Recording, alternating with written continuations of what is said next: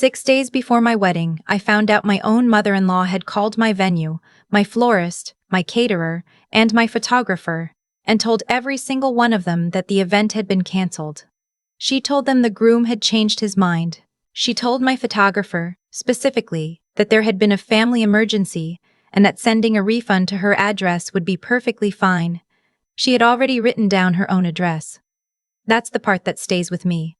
Not the chaos of the week that followed. Not the moment I sat on the bathroom floor with my phone in my hand, unable to make a single call without my voice breaking. It's the image of her sitting somewhere, calm, writing down her address to collect money that wasn't hers, for a wedding she had decided wasn't going to happen. Her name is Loretta. My husband calls her Mom. For 3 years I called her that too, because she asked me to, and because I thought it meant something. I'm going to tell you everything, but first, I need you to understand who Loretta is, because if I just say my mother-in-law tried to cancel my wedding, you might picture some overbearing woman who goes a little too far sometimes. You might picture someone who loves her son too much and doesn't know where to stop. That's not who Loretta is. Loretta is a woman who, 2 months after Owen proposed to me, called him to say she had found an old family heirloom, a ring that had belonged to his grandmother, and that it was more appropriate than the one he had chosen. The ring he had chosen was the one I was already wearing, the one I had cried over when he put it on my finger. She wanted him to ask me to swap it out. He said no. She didn't speak to him for 11 days. Loretta is a woman who showed up to our engagement dinner, a dinner we hosted at our apartment, with a folder. An actual folder with printed pages inside. She had drafted a guest list for the wedding. Our wedding. A guest list that included 47 people neither Owen nor I had ever met. People from her church, her book club, her neighborhood association, 3 former co-workers she described as practically family.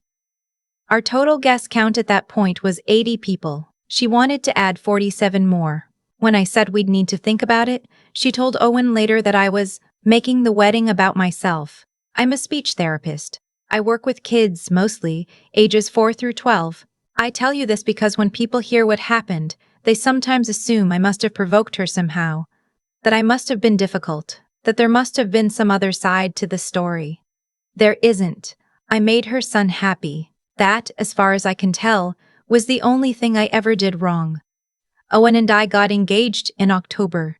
We set the date for the following September, which gave us nearly a year to plan. We found a venue we loved, an old farmhouse property about 40 minutes outside the city, the kind of place with string lights and wooden beams and a field in the back that turned gold in the late afternoon. We booked it in November. We signed every contract ourselves, paid every deposit ourselves. My parents helped with some of it. Owen's father, who is quiet and kind and has been carefully navigating life with Loretta for 31 years, quietly handed Owen an envelope one Sunday with a check inside and said, "Don't tell your mother. Just use it for something good." We used it for the photographer. She was incredible, a woman named Petra who had shot over 200 weddings and whose work made me emotional just looking at her portfolio. We paid the deposit and signed the contract in December. Petra's contact information was on the contract. So was the venues. So was the florists and the caterers. The contract binder lived on our kitchen counter. We were proud of it, honestly. It was color-coded. Owen had made little tabs. Loretta came to our apartment for dinner in January. It was fine. It was the kind of fine that feels like walking on ice. You're moving, you're smiling, and you're also listening very carefully for the sound of cracking. She asked about the wedding timeline. I showed her the binder. I thought it would help, showing her we had everything under control, that she didn't need to worry, that we had it handled. I showed her the binder. I have thought about that moment probably 400 times since then. She didn't say anything alarming that night. She complimented the venue choice. She said the florist's name sounded familiar. She left at 9:30 and texted Owen on the way home that she'd had a lovely time. I did not know that she had also, at some point during the evening, photographed several pages of that binder with her phone. I found out what she had done on a Tuesday, 6 days before the wedding. I was at work, in between sessions, eating a granola bar in the break room when my florist called. I didn't recognize the number at first. She introduced herself and then said, carefully, that she wanted to confirm something before she finalized any changes. She said she had received a call earlier that week from someone identifying herself as Owen's mother, saying the wedding had been postponed indefinitely due to a family situation and asking whether the deposit could be transferred to a future date or refunded. I stood up. I don't remember deciding to stand. I was just suddenly standing. I asked her to repeat what she had just said. She did. I told her not to change anything. I told her there was no postponement, there was no family situation. The wedding was happening on Saturday, and I would call her back within the hour. I hung up. I stood in the break room for probably 45 seconds just breathing. Then I called Petra. Petra had received the same call. She had not yet processed any changes, but she had been about to. The person who called her, a woman who identified herself as Owen's mother, Loretta, had explained that there had been a death in the family, and the couple had decided to postpone. She had given Loretta's home address for the deposit refund. I called the venue. Same call, same story. A death in the family. Could the deposit be returned to the address on file? Except the address she had given wasn't on file. She had given them a new address, her own. I called the caterer. Same. 4 vendors. She had called 4 vendors in a single afternoon, told each of them a slightly different version of the same story, and in every case, she had positioned herself to receive the refund. We're talking about thousands of dollars. The venue deposit alone was $4,000. I sat in my car in the parking lot of my workplace for 20 minutes before I trusted myself to drive. I didn't call Owen right away. I know that might seem strange, but I needed to think first. I needed to know what I was going to say, because I knew that what I said in the next few hours would matter in a way that nothing had mattered before. Owen loves his mother. He has spent his entire life knowing exactly who she is, making peace with it, working around it, and loving her anyway. What I was about to tell him was going to break something. I needed to be sure before I broke it. I called my best friend instead. Her name is Simone. We've been friends since freshman year of college, when we were assigned to the same orientation group, and she immediately told me she hated icebreaker games. And I immediately told her I also hated icebreaker games, and that was that. She is the maid of honor, the person who planned my bachelorette trip, the person who sat with me for 2 hours helping me write my vows. She picked up on the second ring and I told her everything I knew. There was a pause when I finished talking. Then she said, "Okay, I need you to listen to me. Don't do anything yet. I need to make some calls." I said, "Simone, what are you?" She said, "Just trust me. Give me 2 hours. Can you do that?" I said yes. Mostly because I didn't have a better plan. What I did not know, what I had no idea about at all, was that Simone had been watching Loretta for a long time. Longer than I had been paying attention. She had watched Loretta at our engagement party, at Christmas dinner, at the bridal shower, and she had seen something that I, being in the middle of it, had missed. She had decided at some point in the spring that she was going to be ready. She had not told me because she didn't want to scare me or insult Owen, and because she was hoping she was wrong. She was not wrong. While I sat in my car and then drove home and sat on the couch staring at the wall, Simone was making calls. She called Petra first because she had Petra's number from a vendor coordination email. She explained the situation and asked if Petra would be willing to help with something. Petra said yes immediately, apparently, and also said some other things about Loretta that I won't repeat here, but that made Simone feel she had the right ally. Then Simone called a friend of hers who manages events at a hotel in the city. Then she called my florist back. Then she pulled up a document she had apparently been keeping on her laptop for 4 months. I only found out about the document later. It had a title. The title was "Just in Case." When I called her back 2 hours later, she said, "I need you to write down some things I'm about to tell you, and I need you to not cry until I'm done talking." I wrote down the things she told me. She had, over the previous 4 months, quietly made backup arrangements. Not full arrangements. She hadn't known exactly what might go wrong, but she had spoken to a hotel coordinator she trusted, had gotten a quote, had kept the date open. She had kept Petra's information. She had, just that afternoon, put all of it into motion. The hotel had the date available. Petra was in. The florist was angry enough about being deceived that she offered to do a simplified version of the original flowers at no additional charge. "You're getting married on Saturday," Simone said. "Different location. Same dress. Same people. Same vows." Loretta did not win. I started crying. I had said I wouldn't, but I did. Owen came home at 6. I had made dinner, or tried to. I had put pasta on the stove, and then forgotten about it, and then remembered. And it was fine. Mostly fine. A little overdone. We sat down and I looked at him across the table, and I told him everything from the beginning. The florist's call. The caterer. The venue. The address. He went very still. Owen is not a dramatic person. He doesn't raise his voice. He doesn't make big gestures.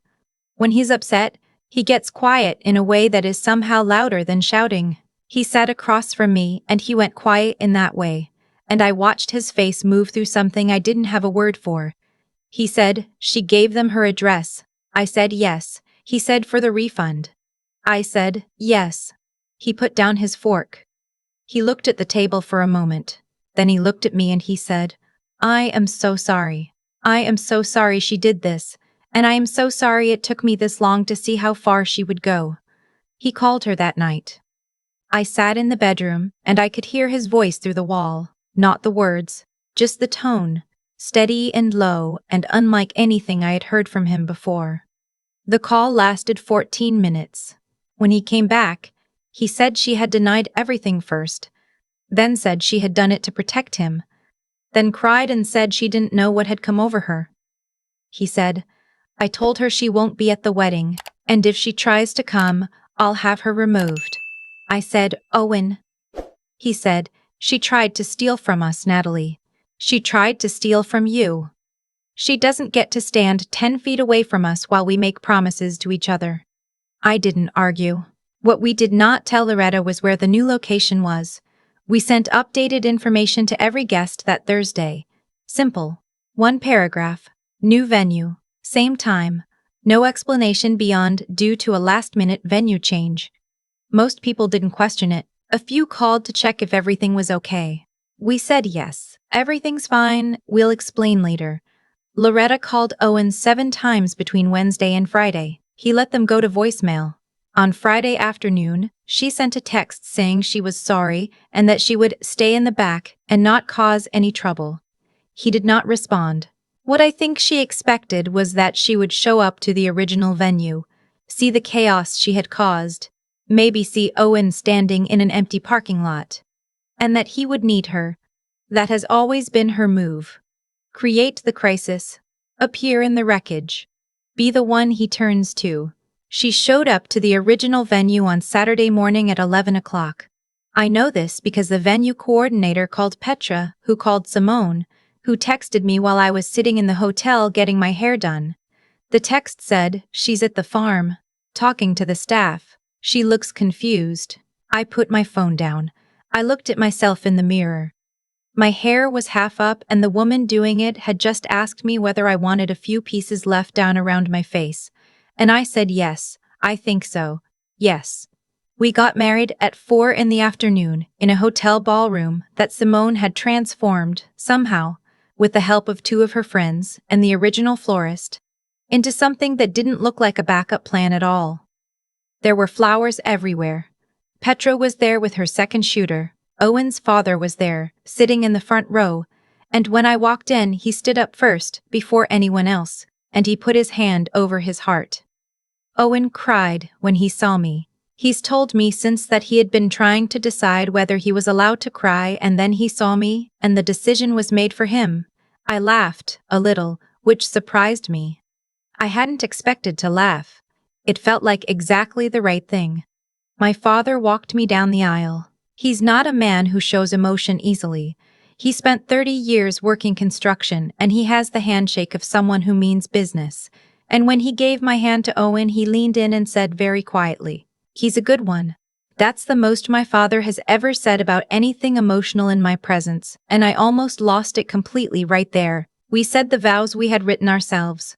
The ones that took 3 evenings and a lot of crossed-out drafts, and one argument about whether it's corny to quote a movie. And I meant every single word of them. Owen meant every word of his. I know what that looked like because Petra caught it all. At dinner, Simone stood up to give her toast, and she said, without mentioning any names, "Sometimes the people who want to stop you from getting somewhere only guarantee that you arrive in a more interesting way." People laughed. The people who knew. Owen's father raised his glass and caught my eye from across the room and nodded once. Loretta was not there. She had no idea where we were.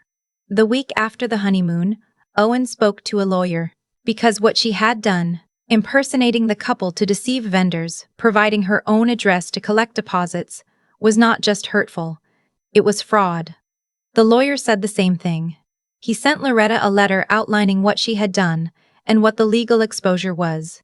She called Owen in tears. She said she would pay back every deposit she had received or attempted to receive. She did, within 10 days, send checks to Owen covering the full amounts. She also sent me a card. It was a generic card, the kind with a flower on the front, and she had written inside, "I know I have a long way to go. I hope someday you can forgive me." I have not responded to the card. I'm not sure I will. Forgiveness, I've learned, is something I get to decide on my own timeline. It doesn't have to be a gift I give on someone else's schedule. Owen sees his mother occasionally now. He calls her on her birthday. He is working through something complicated and private, and he is doing it with a therapist and with me beside him. And I have told him that I will follow his lead on what our relationship with her looks like going forward. I trust him. That's not a small thing to say. I mean it the way I meant my vows. What I think about most, honestly, is Simone. I think about the fact that she watched something I couldn't see because I was standing too close to it, and she quietly built a net. She spent 4 months keeping a document called "just in case." She made calls the afternoon everything fell apart, and she pulled something together out of nothing, and she stood next to me on the best day of my life, and she didn't make it about herself for even 1 second. She gave a toast at my wedding, and she didn't even tell the whole story. She just stood up and said something true, and let the people who needed to understand. If you've ever had someone in your life who builds a net before you fall, you know what I'm talking about. And if you don't have someone like that, I hope you find them.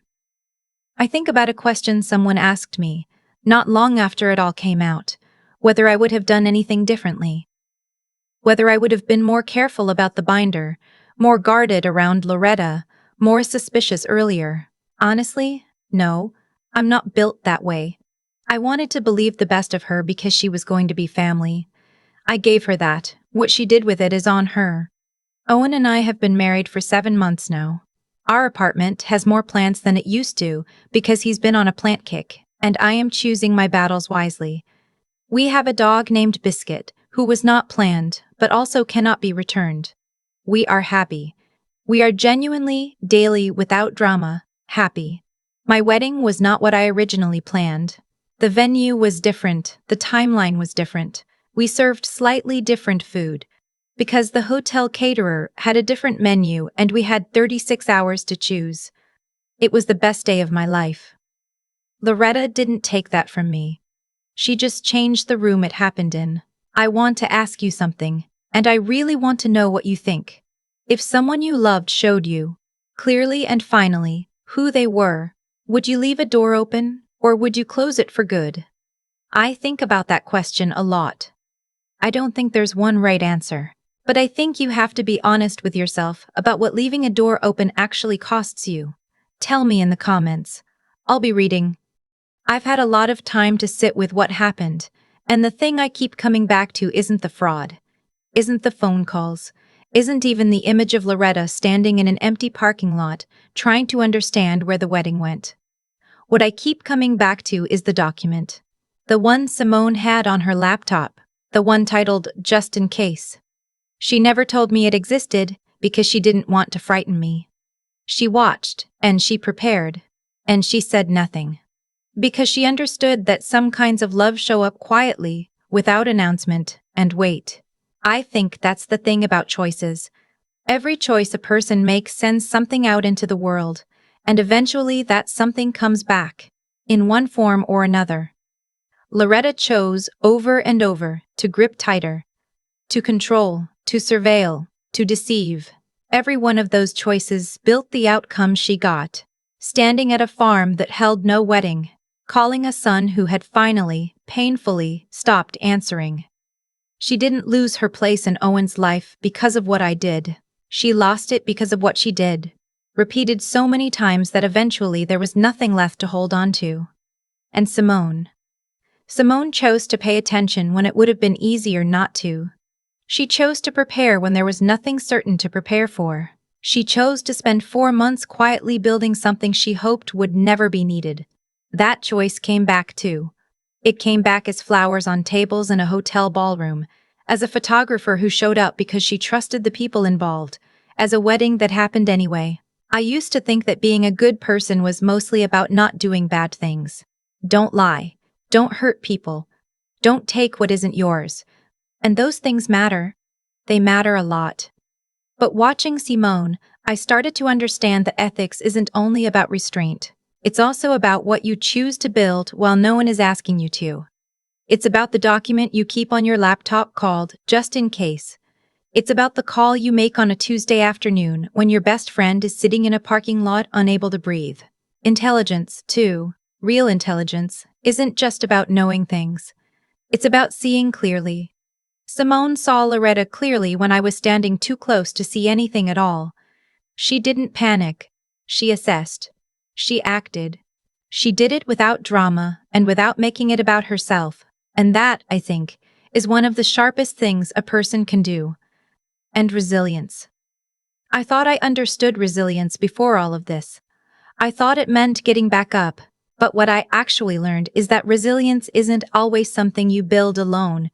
Sometimes it's the net someone else built, waiting underneath you before you even knew you were going to fall. I got married in a hotel ballroom I had never seen before the week of my wedding. My flowers were a simplified version of what I had planned. The food was different. Nothing was what I originally imagined. It was still the best day of my life. What Loretta understood, and what she bet everything on, was that she could take enough away to make the whole thing collapse. What she didn't understand was that she was only one part of the equation. She accounted for the vendors and the venue and the deposits. She didn't account for Simone. She didn't account for Petra, or the florist who was so angry about being deceived that she showed up anyway, or Owen's father sitting in the front row with his hand over his heart. She planned for subtraction. She didn't plan for everything that addition could do. I think that's the lesson, if there is one. Not that bad things don't happen. They do. Not that people won't try to take from you. They will. But that what you build around yourself, the people you choose and the person you choose to be, ends up mattering more than whatever anyone tries to take away. Owen and I are still here. The plants are still multiplying. Biscuit is still not returning to wherever he came from. We are genuinely, daily, fine. That's enough. Actually, it's more than enough.